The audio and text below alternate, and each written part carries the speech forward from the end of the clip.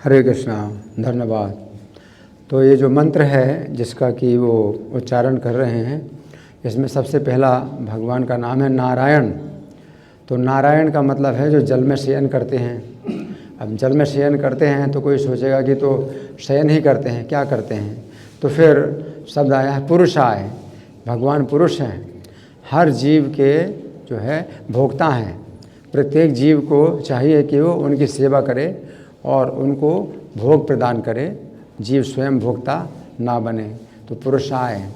अब भोक्ता हैं तो कोई सोचेगा कि भोक्ता हैं वे तो सब जीवों का शोषण करेंगे। नहीं, महात्मा सुहृदम सर्वभूतानां, महात्मा हैं, सब जीवों के हितैषी हैं। वे ऐसे भोक्ता नहीं हैं कि जो सब जीवों का शोषण करेंगे और जीवों को कष्ट पहुंचाएंगे। वो महात्मा हैं, सब जीवों के हितकारी हैं। फिर विशुद्ध सत्वधिष्णुया हैं। वे जो है 3 गुणों में नहीं रहते हैं।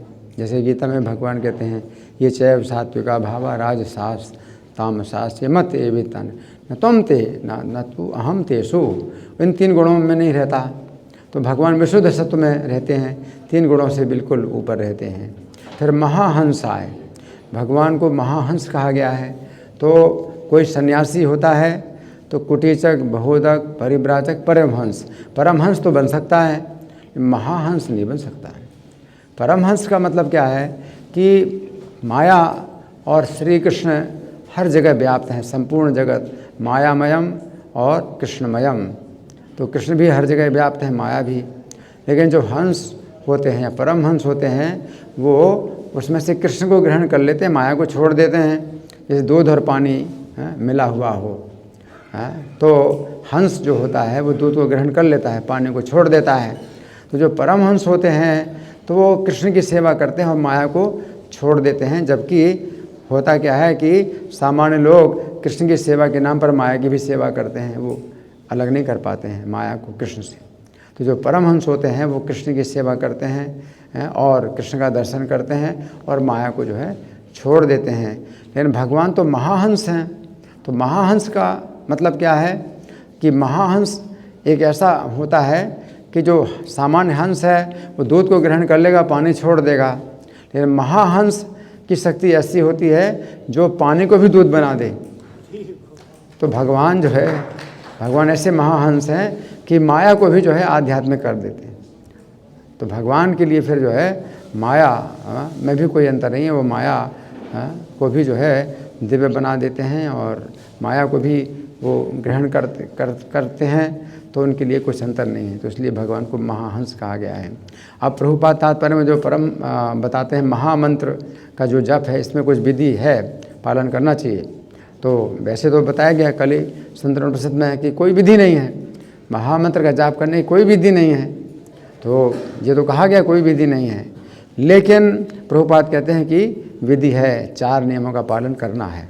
अब क्यों 4 नियम? क्योंकि कलयुग को परीक्षित महाराज ने 4 स्थान दिए। तो अब जो है महामंत्र का जप करने की कोई विधि नहीं है। लेकिन चूँकि कलयुग को परीक्षित महाराज ने 4 स्थान दिए तो आपको जो है बच करके चलना पड़ेगा। कली संतरण में जो बताया गया है वो समय के लिए बताया गया जब कलयुग को परीक्षित महाराज ने 4 स्थान नहीं दिए थे। लेकिन अब चूँकि परीक्षित ने कलयुग को 4 स्थान दे दिए हैं तो प्रभुपाद कहते हैं कि आपको 4 नियमों का पालन करना होगा, ये 4 स्थानों से बचना होगा। तो ये जो साहजिया लोग होते हैं तो वो उसी बात को पकड़े हुए हैं कि कोई नियम नहीं, भक्ति में कोई नियम नहीं है। इसलिए व्यभिचार और नशा उनका जो है बिल्कुल खुला रहता है, खुल करके करते हैं। व्यभिचार और नशा खुल कर करते हैं।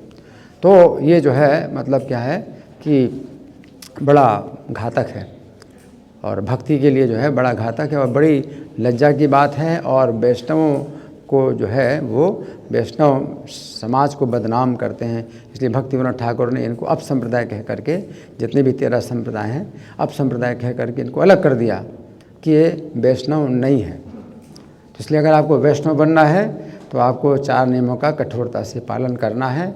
और प्रभुपाद के इतनी ही तपस्या है ना। पानी का भोजन आप नहीं कर सकते और वायु का भोजन नहीं कर सकते।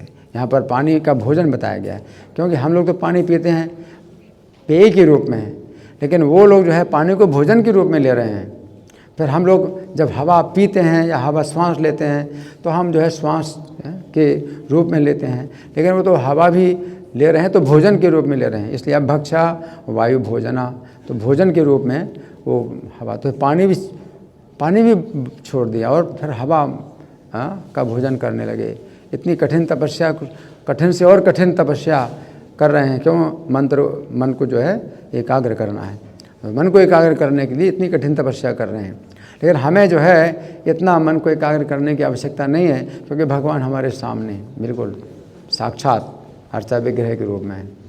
तो आपको जो है फिर मन को एकाग्र, वो जो विधि थी उसमें अर्चा विग्रह नहीं होते थे, आपको मन में ही जो है भगवान का अर्चा विग्रह तैयार करना होता था। तो एकाग्रता की बहुत आवश्यकता है और बड़ी सावधानी पूर्वक, इसलिए पानी भी बंद कर दिया। फिर हवा, मन को एकाग्र करने के लिए फिर उन्होंने जब देखा पानी पीने से भी मन जो है विचलित हो रहा है तो हवा पीने लगे। तो इस तरह से जो है ये सत्यों की जो तपस्या है वो बड़ी कठोर होती है, लेकिन हमें जो है 4 नियमों का पालन जरूर करना है। बाकी हम जो है भगवान की अर्चा विग्रह का दर्शन करके साक्षात अपना जो है मन लगा सकते हैं भगवान में। तो ये इतनी जो है सुविधा जो है हमें प्रभुपाद ने दे दी है। और हरे कृष्ण मंत्र का आप जाप करिए तो आवाज़ कानों से सुनिए और आँखों से भगवान का दर्शन करिए, कानों से आवाज़ सुनिए और मुँह से उच्चारण करिए। बस इतने से ही आपको जो है पूरी पूर्णता प्राप्त हो जाएगी। हरे कृष्ण।